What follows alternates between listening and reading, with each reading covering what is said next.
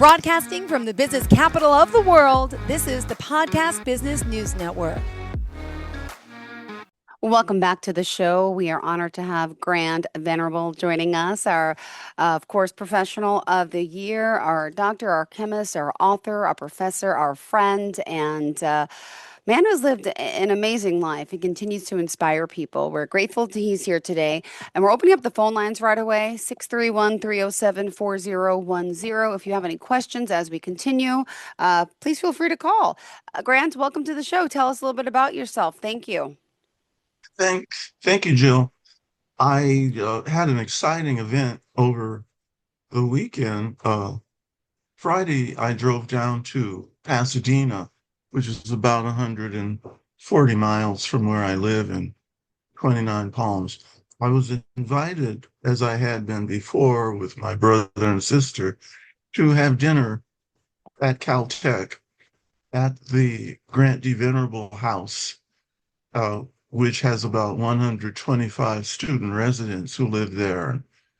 Just brilliant young minds who are searching for their place in the world. And I'm honored to be able to speak to them. My sister and brother couldn't go Friday, but I went. I drove down. It was an especially beautiful drive, and I need to tap into what that's about. And that Southern California, a vast habitat for humanity. There must be 18 million people who live in that general vicinity. It's more than a lot of nations in the world. And it lives in a bowl. And the bowl is framed on the west, by the ocean, the beaches. So that's constantly bringing in winds, breezes off the ocean that help to hold the atmosphere in the Los Angeles basin, which goes really from Santa Barbara all the way down to San Diego. And it's some of the most beautiful country in the world. It's not as well known like the Colorado Rockies or the Sierra Nevada north of the Los Angeles basin, but the mountains around Los Angeles are incredibly beautiful and noteworthy, and they go all the way from the ocean at Malibu, where the Santa Monica Mountains crop up, and they wrap around that basin. They head east, and then they cross the San Diego Freeway, which is I-405, and then it goes into the San Fernando Valley is to the north of that, and it is in a bowl. And the southern part of the bowl are these Santa Monica Mountains, and then you go further east, you hit the Hollywood Hills. They're not as tall as the Santa Monica Mountains. And you get to Griffith Park, where the big planetarium is, and then it goes up in elevation as you go east into Pasadena and the San Gabriel Valley. Well, the San Gabriel Valley is framed on the north by the San Gabriel Mountains, which are incredibly beautiful. I grew up being inspired by those mountains because they get up to 5,000 to 7,000 or 8,000 feet.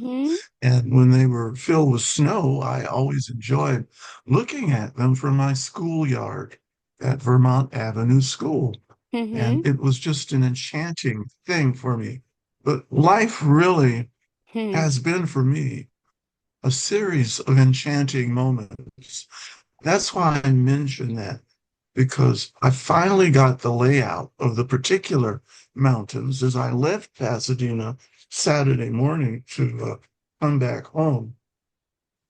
And I'd been trying to place the biggest mountain in Southern California, Mount San Gorgonio, named after Saint Gorgonio. It rises to an altitude of, I think, something like 12,500 feet. Well, that's as tall as a lot of the Rocky Mountains and the Sierra Nevada Mountains. And in the winter, it accumulates great snow, and there was snow on it as I passed by it. But Mm-hmm. I'm mentioning all that to say it's part of space and time that human beings live in. And these mountains framed my childhood, and I imprinted them. I imprinted the the inspiration of them, and so it made me interested in geography.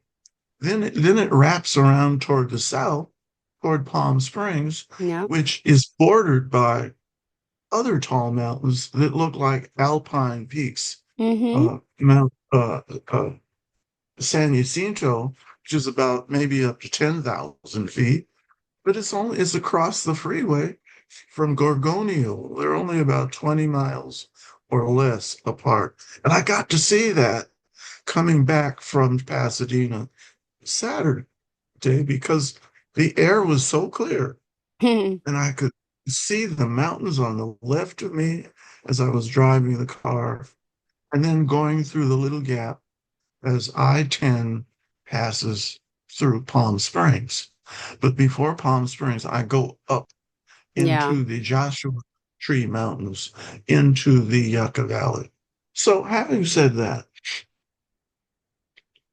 I want to read a part of my memoir. Sure. The memoir is called Footprints in the Chaotic Unknown: Art, Science, Oracles, and Kinfolk.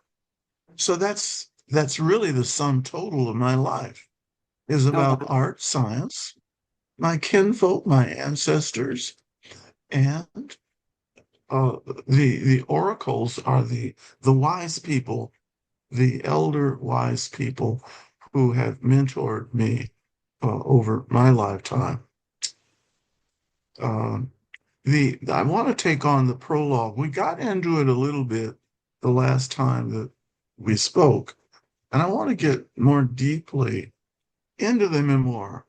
And I realized I was leaving out some keywords I needed to talk about it more comfortably and to bring listeners into what I had to say about it. So, prologue is in volume one. It can, there's 4 ebook volumes of this memoir. I mean, Okay. it's a lot of words. It has 32 chapters spread over about 4 volumes. The prologue uh, are reflections on my origin, my reflection on my ancestors, reflection on the family development. And there's this interesting section that you don't hear much about on the evening news or any Yeah. social media. And that starts on page 26 of Okay. volume one. And this is what the hardcover looks like. I've only done one uh, paper or hardcover volume, but that's coming up next. So right now it's online at Amazon, at Apple, at Okay. Barnes and Noble, and look for it under footprints on footprints in the chaotic unknown. Well, Wow. it was in the last week that phrase ran through my mind, and I think I was having a religious discussion. And I told the friends I was talking to, well, that's what God is. God is the chaotic unknown. Yeah. Now, people dress that up with different stories and mythologies, depending on where they existed in the world. So that prompted me to come back to that because it's that part of human Mm-hmm. history that gets us to where we are today. And it all started really in the vicinity of 10,000 years ago. Wow. That was the time of the last big glaciation that occurred in the northern hemisphere. There's the big glacier that covered North America, the Wisconsin, I think it was the Wisconsin glacier. And then you got the same thing in Europe. But you see, the continents were still forming. And that glaciation did the last big formation as it melted and caused a lot of flooding, a lot of rainstorms, a lot of snowstorms. But the uh, what happened after that was it put a kind of a semicolon in human Yeah. history. How did people gather and eat food? That's what Mm-hmm. the end of the glaciation demarcated. And so people were mainly hunters and gatherers uh, before that glaciation ended. Yeah. And and when you had all this ice and snow and cold, uh, people learned how to hunt even in the cold, but they would have uh, kill animals that they could eat as well as get their fur coats from. Mm-hmm. But it was after the glaciation that people became more settled in certain places of the world. They had been more wanderers Yep. before that. Our history goes back to the Middle Mm-hmm. East, the Levant, North Africa, Egypt, the Afro-Asiatic region is called, and that goes as far as India and China and Southeast Asia, Australia. What happened as people got settled and they had little plots where they could grow? They could gather Yeah. seeds, plant these seeds, and grow Mm-hmm. crops, nuts, fruits. Oh, wow. And there was a period of several hundred years where that's the only way that they cultivated uh, food that we could take out of the ground. And then Mm-hmm. something remarkable happened called hoe agriculture, Okay. where you could use a hoe instrument to begin to Oh, dig wow. furrows in the earth and have Oh. crops. So that's when crop agriculture started, and that started everything else. And I wonder every time I talk about that, it's a remarkable feeling that I get, namely that uh, economics came about, crude economics, but nonetheless, that had to do with how they gathered food and they learned to trade food for other things, uh, ornaments, instruments with people from surrounding regions. So that established a primary kind of a elementary trading system. Well, the agriculture got more sophisticated until they had animals that could pull a plow and have a more sophisticated crop type agriculture.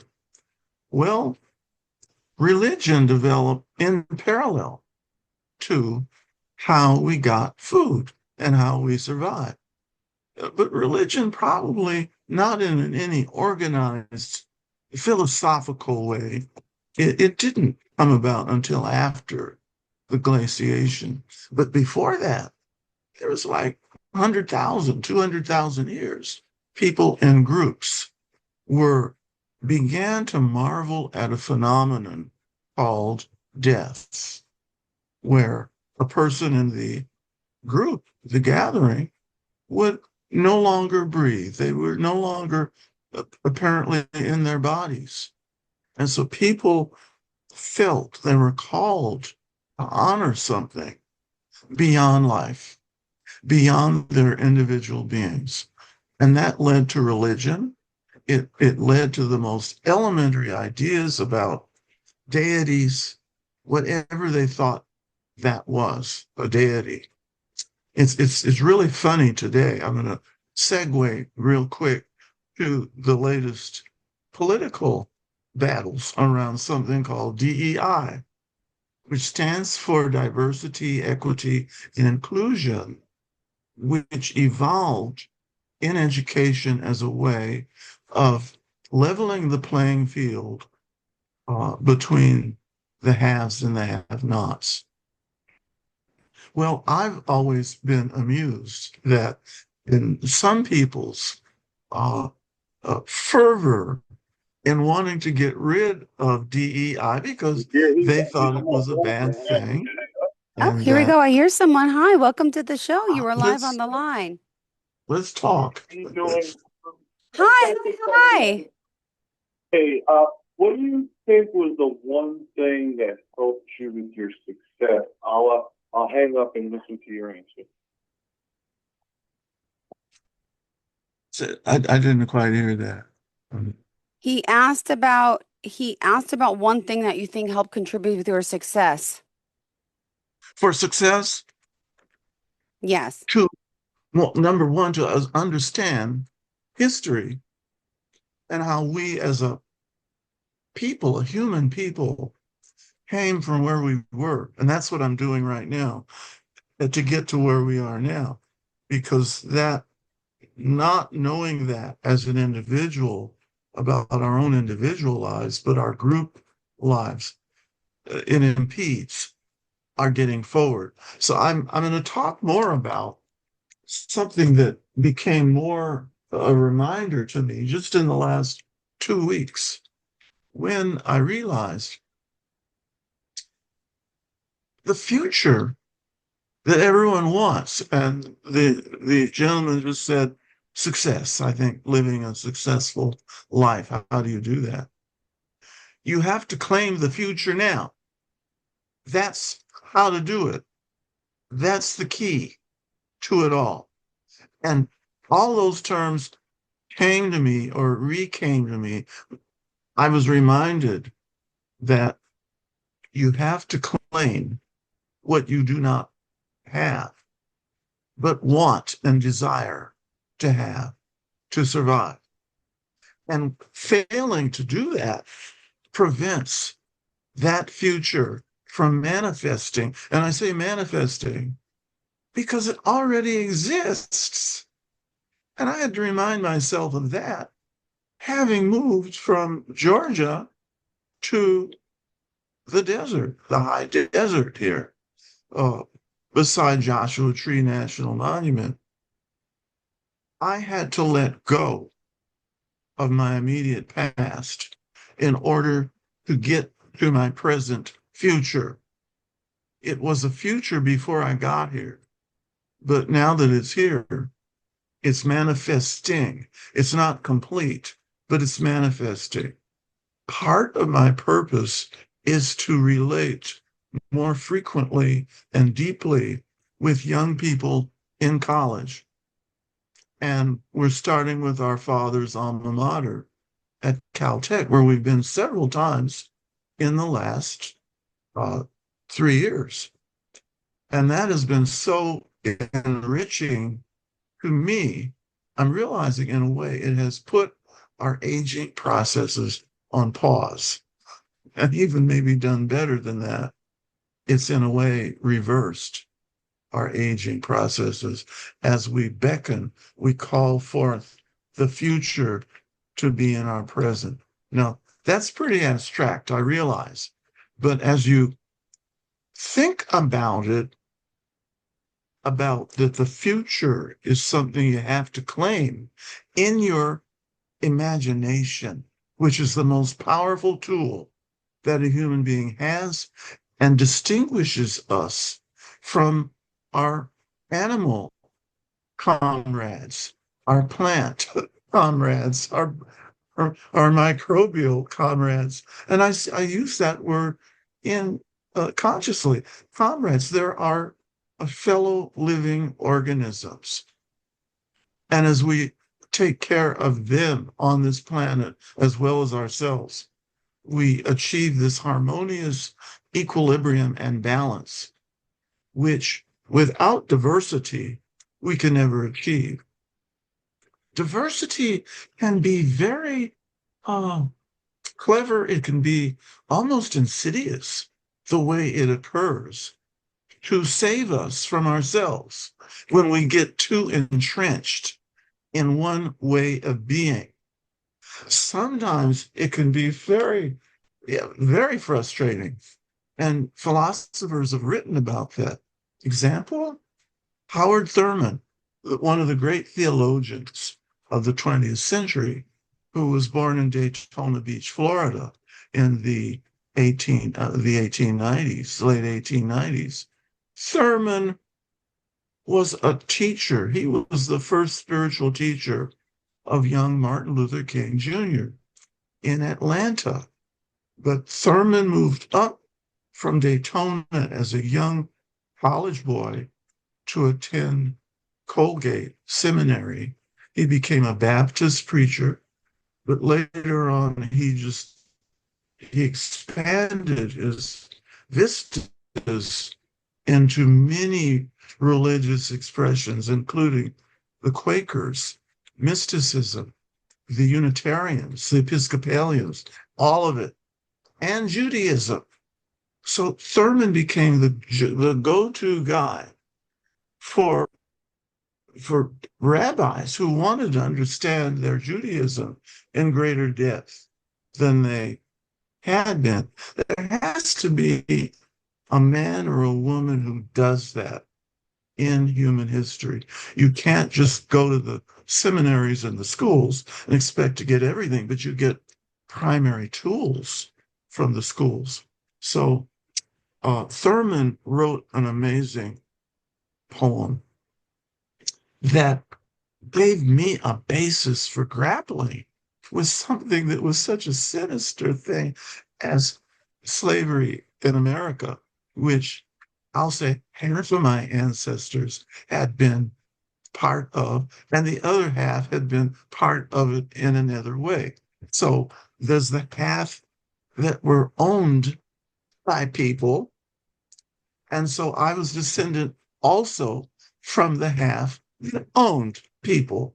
Now, that's where people can get pretty kind of excited and frustrated because they don't have a way to talk about it with much ease or philosophical depth. But Thurman got that ball rolling when he and his wife, Sue Bailey Thurman, were on a cruise off the coast of West Africa in the 1940s. It was off Senegal, across an island called the Ile de Gorée, Yeah. in which Thurman theorized. He meditated on, well, he meditated there because this castle at the Ile de Gorée is where captured people were put until they were put on ships and they were sent to the Western Hemisphere. Mm-hmm. They were sent to South America, the Caribbean, North America, Canada. Thurman wrote a poem that actually expressed what the captives must have been thinking on those ships. They Mm-hmm. weren't able, like on an ocean liner, to walk around the decks and I know, go to right? dinner in the dining hall. No, these were sailing ships propelled by the wind, and people were chained up on different levels coming up to the upper decks. So you could get plenty of people Yeah. on those ships. The miracle is that, well, first of all, half of the people that got on the ships never got to the other side. Wow. They got ill, Yeah. or they got ill, they died Mm-hmm. on board, and the ones that died were just simply thrown overboard. But Horrible. the rest of the people Ah, actually survived the voyage, yeah. and they began to live their lives in South America, in the Caribbean, in North America, in the United States. Thurman was using his mystical impulses to consider what were they thinking about. And so those are the words of the poem. People chained up together right next to each other. They couldn't do anything. Things we normally do. And these voyages would take 1 or 2 months to get over there.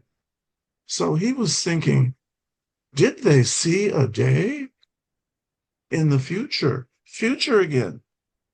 Did they see a day when their Hmm. descendants would be living in the right sunlight of freedom in another place? Yeah. And they would be living their lives there and creating a new culture. That is indeed what has happened and is taking place today. Ah, It's hard to see that when you're fixated into one fixed, narrow moment of society. sure And is. things that are miserable, you wonder if they're ever going to change. Or Yeah. things that are happy, you'd like to have more happiness, joy. Yeah. Ah. So that's what, when I read that, I said, wow, I see what he means. Mm-hmm. So he's looking and not sitting there moaning and saying, oh, woe is us. He's saying, we can use our imaginations to conjure up how we want our lives to be in freedom. And if it takes this, that's in the hands of the Creator. Yeah. Seems hard to take at times when you're living in Mm-hmm. a present that you may not survive, or you may survive it. But as I began to study with wise mentors who had a long range view of history, and that was one of my colleagues at San Francisco Yeah. State University, Wade Nobles, who had a timeline of history that took us from 15,000 years before the present, called BCE, before the Common Era, also called BC, before Christ, years before Christ. Uh, but Nobles painted this picture that made me realize if we can describe in Yeah. words, in art, in songs, in painting, poetry, what it is we want our future to be like, and develop ritual practices that imprint that future in our present day brains. We hasten that future. We know not when it may come. But that's what I'm doing right now with my siblings, is we're manifesting a future that we have been entertaining now for some years. And we were in a life of being, I won't say stuck, but we were in our separate pathways, our careers, and realized Mm-hmm. we could have a unified family existence once Yeah. again, as our grandparents did. They were the whole reason for being of the big extended family Yeah. of their adult children, their grandchildren, their great grandchildren, and what we did was that let's bring that back. We need more of that. Society needs that.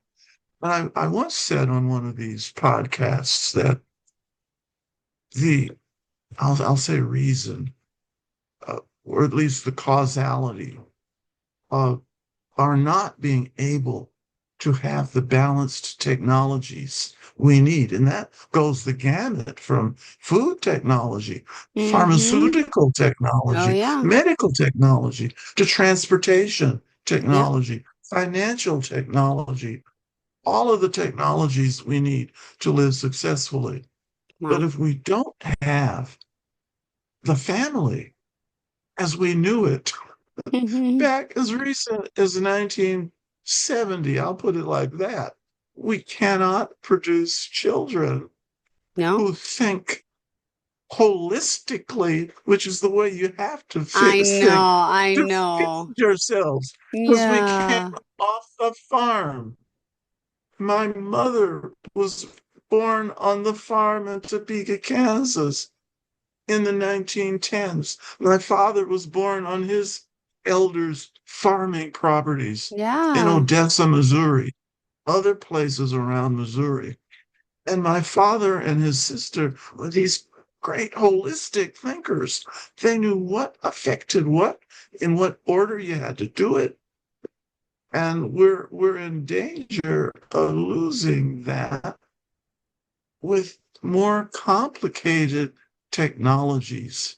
And I already mentioned about the tragedy of the disaster in India of our most advanced airplane. Oh, And it thought, after it took off, yeah.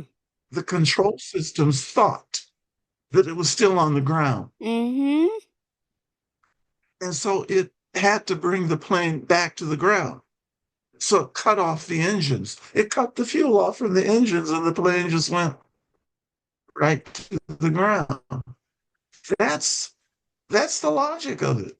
That's the logic of where we are. It's called metaphysics, the in-between science and mathematics, between, I'll call the heavenly realm, the realm of the imagination, the realm of the great mysteries, and our everyday physical existence.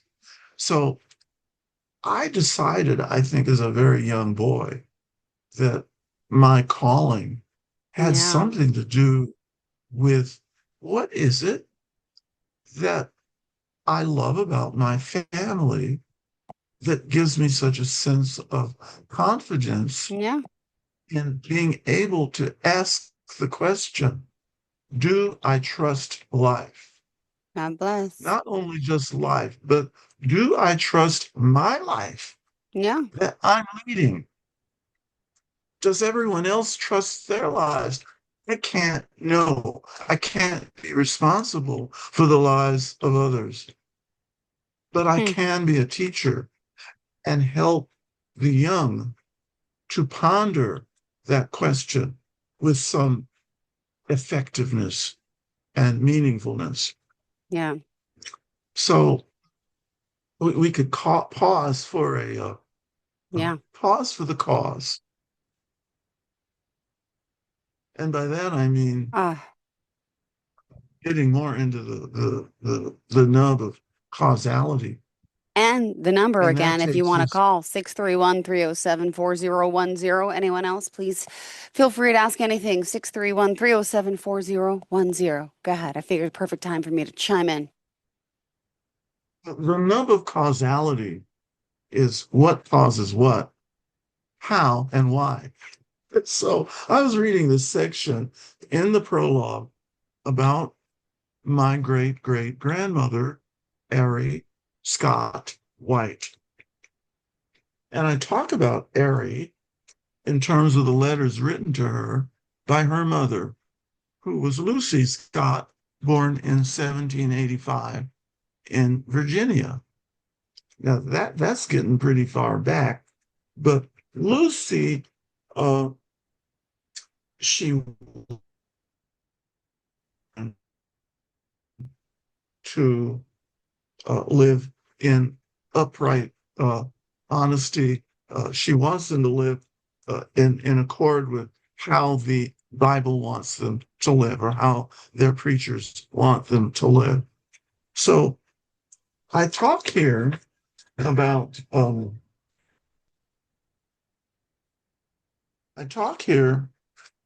free will. Now, there's a philosopher named Viktor Frankl who talks about free will. What is that? Aries comparative freedoms. If you heard what I said, this woman is living in servitude in 1850s, Southern Kentucky, south of Louisville. And yet the author, which is me, talks about her comparative freedoms that allowed her a limited exercise of free will to come and go as she pleased within shrewd discretion. And one, wonders, well, there's horrible accounts of how they were forced to live. And there's other accounts, such as what I know to be true from the oral tradition, from elders I knew who knew their elders who had been slaves. So it ain't also what we hear on the news or in politics or people trying to persuade us to one view. Shed light on Aries' mother's religious concerns for her living in sin. That's what she cited this be. Perhaps it was the fact that Aries lived in proximity to her owners and their normative sin, that is, the owner's normative sin of ownership of human beings in that day. I say normative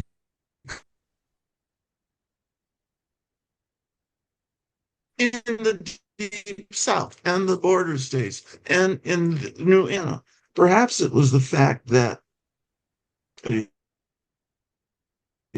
her owner, so it was not entirely a sin, now often associated with such Victorian era offenses as masturbation, fornication, and pornography, or modern hardcore sins like adultery, drug trafficking, theft, rape, murder, and arson. So that sets the record straight on what we're going to talk about. But we consider the times. It has been uncritically blanket asserted as gospel truth by many scholars as well as casual commentators on slavery that all Black slave women who bore children by white male owners were violently or otherwise forcibly raped. While this was probably the case in most instances, for Aries Scott, the amount of force was unknown in her bearing of biracial offspring, of men in the plantation family contact. Perhaps this was only a minor part of the sin Lucy was referencing in her letter. Aries' sexual liaisons, along with her other life intentions, would seem to have been as much a function of Aries' self-actualizing free spirit as it was of the reduced degree of oppressiveness of her particular environment. That's very important when you study science, when you study medicine, when you study astronomy.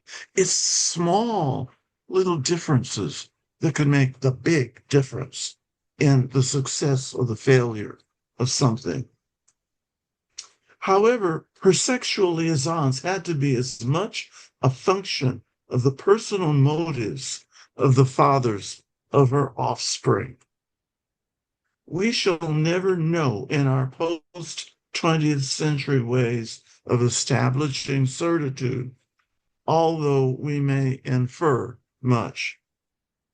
Lucy's letters to her beloved daughter give hint of a mother's awareness of the unvarnished racial dynamics of plantation life, no matter the reduced degree of oppressiveness, and her daughter's unvarnished, beyond pretense, human character.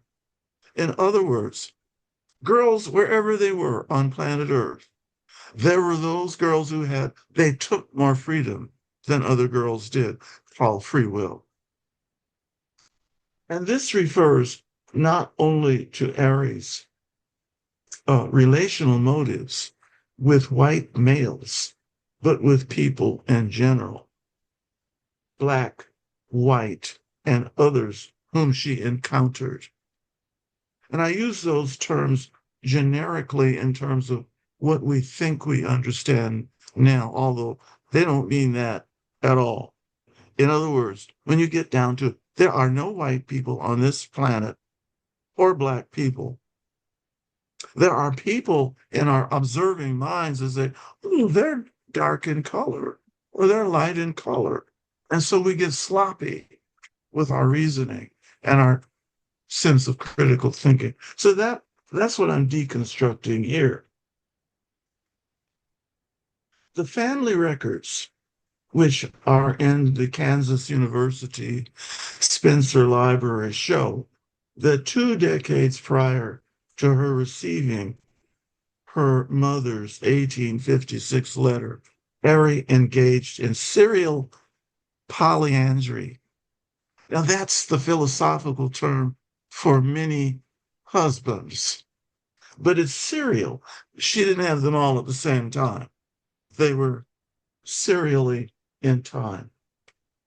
That is, she managed a series of childbearing relationships in sequence with 5 quasi husbands, at least 2 black male slaves, and 3 white plantation family connected males. And there may have been others long lost to the written and oral accounts. I could not have written this without having a strong oral and written tradition in my family system, because I could sit and talk to elder relatives.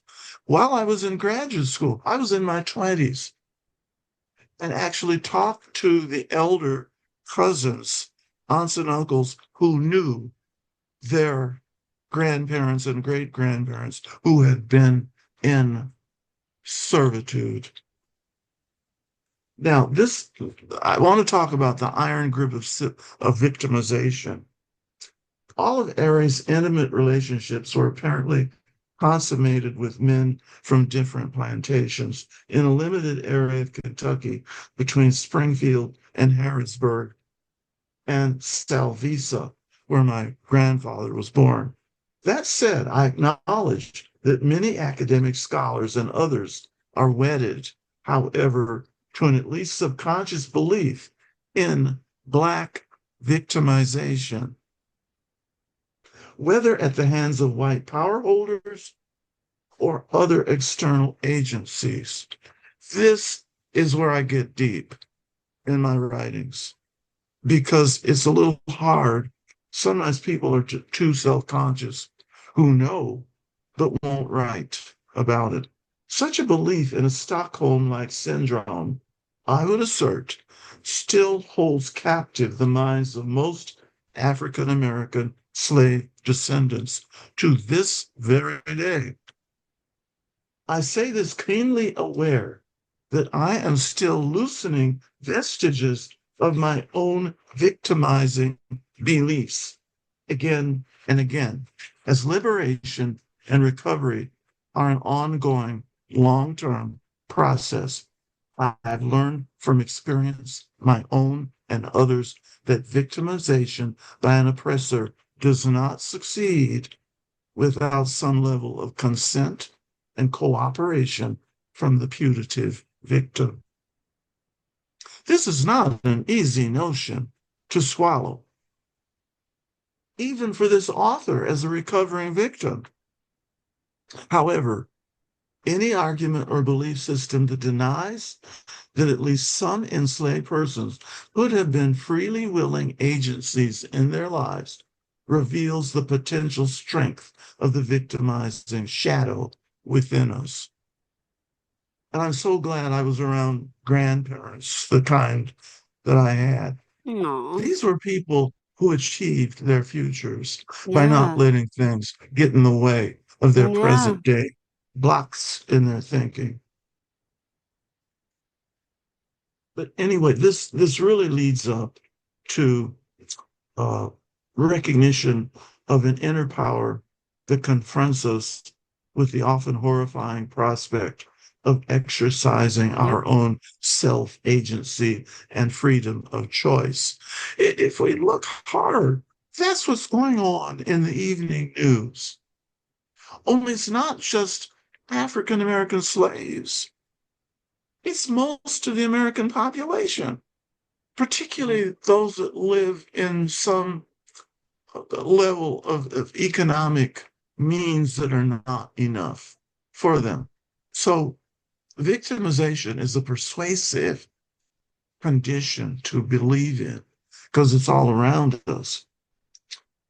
Without uh, his admission to himself of such an awesome inner power, A chap named Nelson Mandela would not have survived 27 years of captivity under horrifying circumstances to become the father of his people and a universally revered icon to all of humanity. The same could be said of a famed Kentuckian named Muhammad Ali. Mm-hmm. He was born the same year I was. Wow. During his wrongful prosecution by the government and imprisonment while still a very young man for refusing to be drafted into the armed services on the grounds of his religion and pacifist beliefs. So everyone can think of others. Sojourner Truth is a tall, enslaved woman who could pick more cotton than most men could.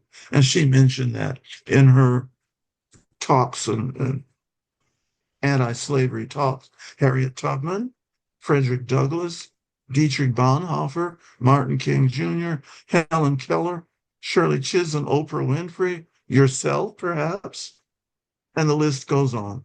So that's really where I want to jump off into uh, reminding us again about history, how human history, and I'll say now civilized history, Yeah. really took off on the deserts of planet Earth. I would not have really been able to appreciate that until I moved here. And I had this beautiful pool to swim in, and I began to appreciate the What? climate, the condition of the desert, and the office of the complex I live in. It's at a higher kind of elevation in 29 Palms. But when I get out of the water, I could look all around this valley called Yucca Valley, where the Marine base is in 29 Palms. And that's where I had a zinger of a Mm-hmm. hallucination. And it wasn't because I was on anything. It was something about where I was. It was sunset. It was 105 degrees and Mm-hmm. sunset. And the sun was so beautiful in a sunset. It only lasted about 7 minutes with blue turquoise sky around that. And I really just went into an altered state of consciousness. I couldn't understand where I was, except I was in a beautiful place of seeing these beautiful mountains all around.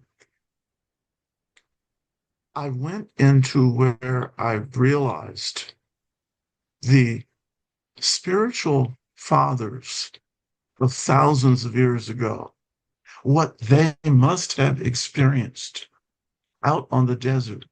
They lived in tents, they lived in caves, and as they got in a quiet place in their Yeah. deserts are really quiet. And that's Mm-hmm. what I was experiencing Oh, was what makes us human beings. yeah. And Good little question. voices. How Mm-hmm. are we doing? Good. We're good. Okay. We got What 6 more minutes. We're good. We're good. we call in the Jewish synagogue or the Muslim church, the church, the Christian church, it all is one word. It's the same word. It's the inner voice, the quiet, still small voice that speaks to us. It occurs in all cultures of the earth. And as one gives oneself over to a higher created principle, which you can call whatever you want, Mm-hmm. but that's why I brought up DEI, because in Latin, DEI is pronounced DE, which Oh, is either the genitive form that is the possessive form of Deus, which is God. Yeah. which I thought is remarkable. The politicians trying to get rid of DEI to uplift people that are the have-nots are Yeah. really banishing God and Mm-hmm. haven't figured that out. Yeah. It may be they're not educated enough, but whenever you take Latin, everyone who's taken Latin knows DEI means God. It was an unfortunate choice of marketing. I'll just put it like that. Whatever little thing they were trying to advocate for. Um, so I was able to replicate maybe just within 3 months of living in 29 Palms, how civilization moved forward, where it was born on these deserts. And it was born through what later became called religion, which dealt with acknowledging a creator, a creative force. My father always referred to that as a mathematical force creating that thinks mathematically. So that was his embrace of God. It's very interesting. A lot of people in places like MIT or Caltech or University of Chicago think that way. And that's the way I thought since I was a child. Um, I was able to befriend this creator. I did use the word God because that's what my family used. It's what we used in our little Methodist church that we went to. And after my mother, and very, tragically for the family, passed away when I was 8 and she was 34, it was from a what they call malignant hypertension, blood pressure, high blood pressure. The medical field did not know really how to treat it. There were no of the machines that we have now that you could sit with and get your blood cleansed. Um, but I was a little frightened from that. I said, well, if she could die, it might not mean I could die too. So I asked God, I just frankly prayed about it, asked God, would you let me live, please? I tell me what you need me to do, and I'll do that. What I got into was science. And I look back as a young adult, I said, gee, that was a childish thing to do. You haven't even proven the existence Yeah. of God according to your classmates in college. And that's when I went through some real evolution Hmm. on what are my religious viewpoints. And they expanded Expand. Yep. into a very universal. So that's what I'm attempting to take up on our podcasts. Beautiful, which we are doing a great job of, I think. Thank you so much. And whew, we are unfortunately out of time. We need to wrap up. So how do you want to end off for today? I want to end by starting to Yeah. embrace the future that we really want to embrace. If that's a future of health, embrace it now. Claim it. As my dermatologist reminded me some years ago in Atlanta, Georgia, I wanted a job somewhere badly. So just claim it. If that's what you want, claim it in your mental imagination. So that's where I want to end up. The future you want actually already exists. But where? Yeah. Your True. imagination, your Hmm. heart, your soul. So use it, make it Hmm. active. What does that feel like? What does that future look like? How does it taste? What does it smell like? Who's in it? What do they look like? Where do I live? So I don't often always have Yeah. to have money to do what No, I want. no. I can have the things money can buy. Beautiful. Sounds good. Thank you so much. And how can we contact you? Uh, VENTWO at AOL.com, then2 at AOL.com, and Beautiful. mention in the subject memoir, All right. Venerable GV memoir. Will And do. my website is grantvenerablephd.com, all lowercase. Thank you so much. All right. Enjoy your day, sweetheart. Thank you again.